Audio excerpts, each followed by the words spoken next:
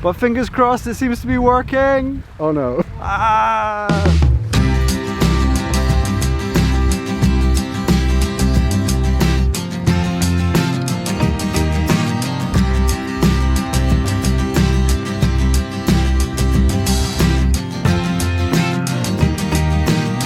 So we had a couple of ponds made recently. We're working on quite an interesting design, which is a long thin pond, a bit like a canal. But one of the main problems that we've got with this pond is that it is not holding water.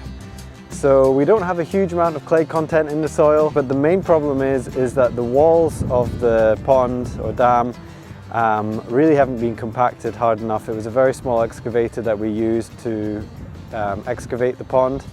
And I just don't think it managed to be able to get in and either use the bucket or the weight of the excavator itself to compact the soil enough to hold the water. So we obviously researched quite a few methods online on how to seal leaky ponds, puddling clay, glaying a pond, and then there's also using a plastic liner. But we've decided to trial out using bentonite clay. Bentonite clay is a natural substance which, when it comes in contact with water, swells dramatically and causes a waterproofing gel which can help seal holes in a pond. So we've just been spending the last wee while fixing a few little things around the pond. Rosa's been putting in an overflow pipe. I've just been getting a bit more extra soil and trying to compact it as much as I can with a grass roller, working on some areas of the berm wall that was leaking, just to try our best to seal anything we can from the outside. So we've got two ponds here basically. Two long thin ponds, in total making about 30 meters in length. So there's still some water in the pond, but that should be okay for applying the bentonite because the water's receded enough to the point where it's exposed the areas of the walls that are obviously leaking. So we're going to go into the pond and we're going to remove some of the organic matter, some of the grass and roots that are growing because we want to try and rough up the edges of the pond. If this was a large pond, you could use a tractor with a tiller, rotavator or a harrow, or you could disc it. But on a small scale like this, you can use a rake or a garden fork, and we want to just rough up the soil so that we can then by hand mix in the bentonite powder. Thoroughly mix the powder in all onto the edges where we think it's needed. And then we're going to try our best to compact it, and then in theory it should be ready to go. We should be able to bring the water in. As soon as the water hits the bentonite's going to swell and fill up any holes. If it starts to leak a little bit, we're going to just throw some of the bentonite onto the water surface. Hopefully that might get drawn into the holes as well as the water's leaving, and then swell up and block the hole. Sounds pretty simple, doesn't it? So we're going to have to see. Alright, so Rose is just agitating the side walls of the dam with a rake. I'm going along with a hoe, just taking out any bits of organic matter that we can find so that we can really make sure that the bentonite powder gets in contact with the soil. It's a bit like getting a fine tilth on a garden. So if you were doing this on a larger scale, if you were in a much bigger pond, you'd be using a tractor. But on our scale, we're hopefully going to be able to get away with using these hand tools.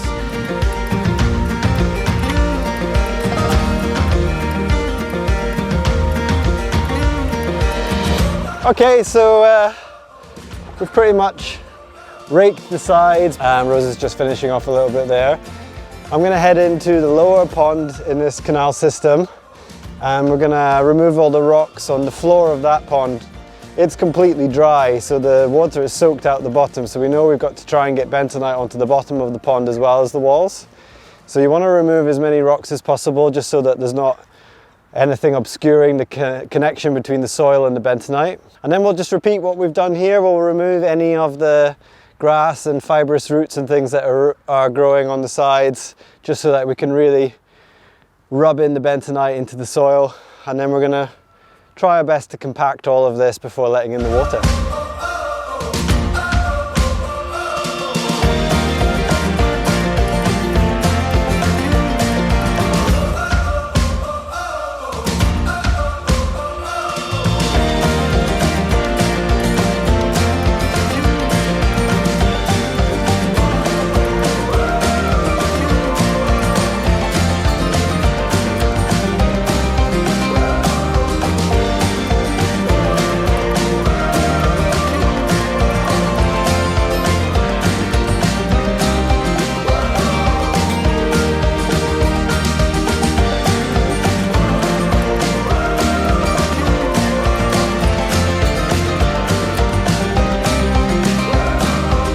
Alright, so we've put the bentonite granules into buckets to make it a bit easier to carry around. It seems to come in two forms, granules and powder.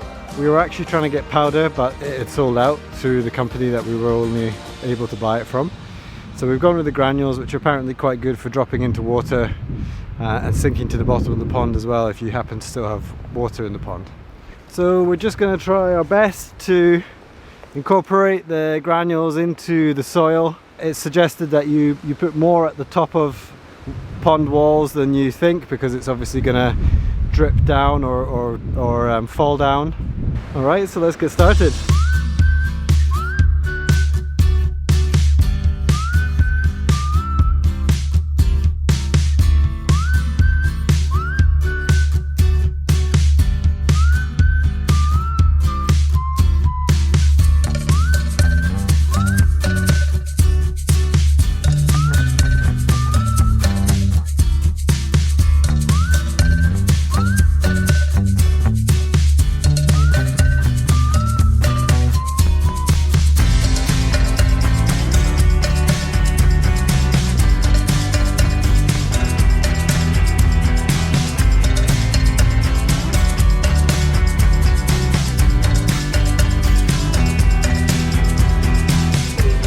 Alright, that's us applied the bentonite on the first of the small ponds. We put a layer on first and then raked that in and applied another layer on top of that before using the grass roller with a full barrel of water to compress it. We're feeling pretty optimistic at this point. The bentonite that we've added at water level is already swelling up. It's starting to look like barnacles in the water. Can really see it starting to work. So yeah, I don't know, at this stage we're feeling like this might be the ticket. We've got quite a few bags left, so we're gonna start work now on the smaller of the two ponds, which is this one here. Now you can see there's absolutely no water in this one, so we realize not only are the banks leaking, but somehow, for some reason, the floor of this pond isn't holding water. So we've got a bit more to apply to this one.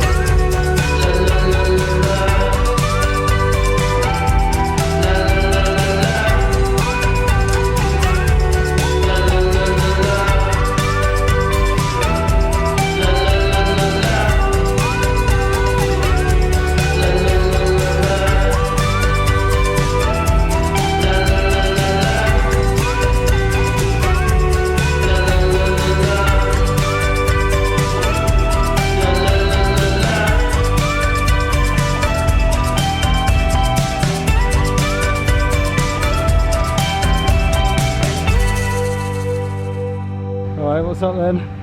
What's the last thing to do? Yeah. Put the water in? Yeah. I think we've done our best, haven't we, Rosa? Yeah, I think if it's gonna work, it'll do it with this. Yeah. We've reserved a bit, haven't we? Yeah, we've got a couple of bags left just in case when it's filling we can chuck some in on the surface. Apparently even just putting this on the water and letting it sink down can work. And then also, yeah, if it does start seeping out through the berm, we're hoping we can kind of put some extra granules in where it might be seeping out. But yeah, we've tried our best. We've mixed it all in. We've done several applications just to be safe. We've rolled it. Now we just got to go and let the water in.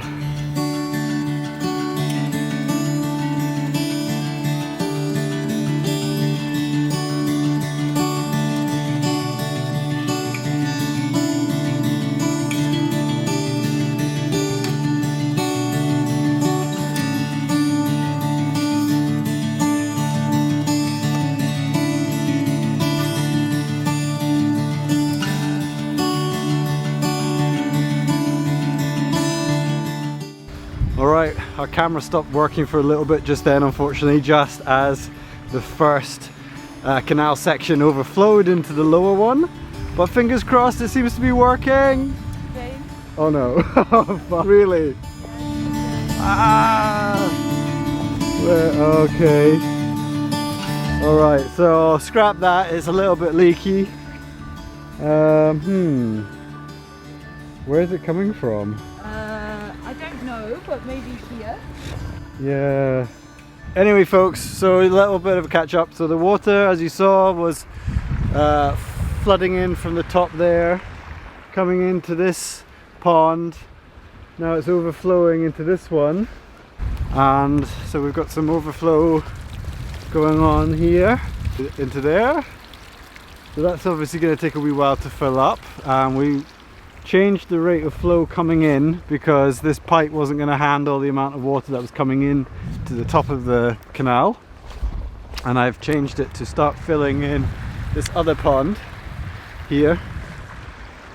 So currently we've got water coming down from our main pond, which is at the top of the property, gravity flowing all the way down the hill. Here it comes down there, past our blue sauna there, and it's now filling this pond. It's going into this ditch, and it's filling the canal. So a shame to see a little bit of water coming out of the canal banks, but wow, it was 10 times worse last time we did this. So unless there's been a bit of a fluke, this bentonite clay works. Alright, so I spoke too soon, and just as I was getting happy, Rosa pointed out we've got some leaks. And it's not as bad at all as the first time we tried it, so we feel the bentonite must be doing something, but quite a large amount of water is coming out from quite deep under the berm. Really bubbling out there. Not sure why. Last time there was water kind of leaking out all the way along these sections, and today it's not. But unfortunately there seems to be water leaking here as well, which I presume is coming out from just the small amount that we've managed to fill here. So I don't know. What are you thinking? Cup of tea? It's a bit disappointing, isn't it? It is, because I think this kind of almost happened last time. So we got really excited and it seems really great, and then it gets to a level and I guess the pressure just builds, and then finds a little channel, and as soon as it's found it, then water just really gushes through. One positive I was thinking maybe, although looking at the speed that is coming out of that hole, I don't know, but I'm trying not to. But I thought maybe looking at the way that the bentonite, that we can see at the top is kind of swelling slowly, that maybe the gap will eventually get plugged. I mean, part of the theory around this bentonite is that actually the water movement through a crack draws the bentonite through, and then the bentonite swells up and fills the crack. Maybe the smaller kind of fissure, kind of crack things that we might have might get better. I don't know. I mean, there's nothing we can do. We've used all the bentonite, so we just have to wait and see and have a tea. Yeah, the sun is setting. We've used all the bentonite. It's been a long day. It's not been too long. We have tried. So I think right now, folks, this is a fail. It had promise. It was exciting. It was very easy to apply. We might not have got the application right, so I'm sure a few of you in the comments are going to tell us how we should be doing it. Love you, YouTube. Love you. Maybe we should have mixed it in a little bit more. Yeah, very steep bank, so it was quite difficult to mix it into the sides. There's also a lot of vegetation in the bank, which is kind of acting against us. Old roots that are growing in the bank, nettle roots, tree roots, stones. But I think we'll just monitor this, see how it goes over the next few days, how much we lose the water. We're going to stop the flow from the pond now so that we can just watch to see what the water does. After that, well, like I said, other options are a plastic liner or looking at other more ecological methods of lining a pond. I don't think we would try with puddling clay. We know that throughout the year the water level is going to drop in this pond, and I think, if I'm correct, with puddling clay it's got to be kept hydrated all the time, otherwise it'll crack and then let water in. So yeah, if this doesn't work, I think really the next option is a plastic liner. We want to make it work because we think it's going to look very beautiful. We've got a lot of different landscaping ideas planned. We've got some different designs for making more of a food forest around these ponds. We know the geese are going to absolutely love being on this water. Ah, well, we tried. The sunset shining on our canal. Look at the reflection. We have a new water feature down here. We're going to have another pond there, we've decided. There's lots of ponds, look at them all. Wow!